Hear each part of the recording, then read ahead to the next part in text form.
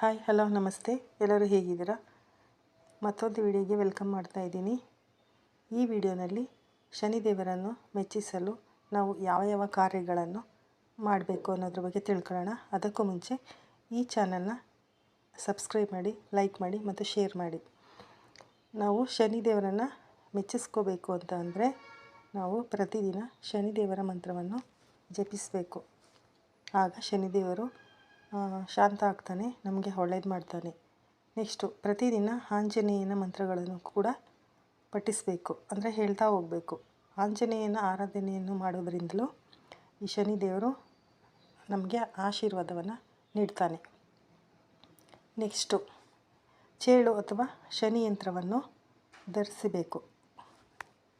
ಆವಾಗ ಶನಿದೇವರ ಆಶೀರ್ವಾದ ಕೂಡ ನಮಗೆ ಸಿಗುತ್ತದೆ. ನೆಕ್ಸ್ಟು ಅರಳಿ ಮರಕ್ಕೆ ಪ್ರದಕ್ಷಿಣೆ ಹಾಕೋದ್ರಿಂದ ಶನಿದೇವರ ಆಶೀರ್ವಾದ ನಮಗೆ ಸಿಗುತ್ತದೆ. ನೆಕ್ಸ್ಟು ಕಪ್ಪು ನಾಯಿಗೆ ರೊಟ್ಟಿ ಹಾಕೋದ್ರಿಂದ, ಆ ರೊಟ್ಟಿಗೆ ಈ ಎಣ್ಣೆ ಹಚ್ಚಿ ನಾಯಿಗೆ ಕೊಡೋದ್ರಿಂದ ಶನಿದೇವರು ನಮಗೆ ಒಳ್ಳೇದು ಮಾಡ್ತಾನೆ. ಮತ್ತು ನೆಕ್ಸ್ಟ್ ಯಾವುದಪ್ಪ ಅಂದರೆ ದಾನಗಳು ಮತ್ತು ಒಳ್ಳೆಯ ಕಾರ್ಯಗಳನ್ನು ಮಾಡಬೇಕು. ದಾನಗಳು ಮತ್ತು ಧರ್ಮಗಳು, ದಾನ ಧರ್ಮ ಮಾಡೋದರಿಂದ ಮತ್ತು ಒಳ್ಳೆಯ ಕೆಲಸಗಳನ್ನು ಮಾಡೋದ್ರಿಂದಲೂ ನಮಗೆ ಶನಿದೇವರು ಒಳ್ಳೇದು ಮಾಡ್ತಾನೆ.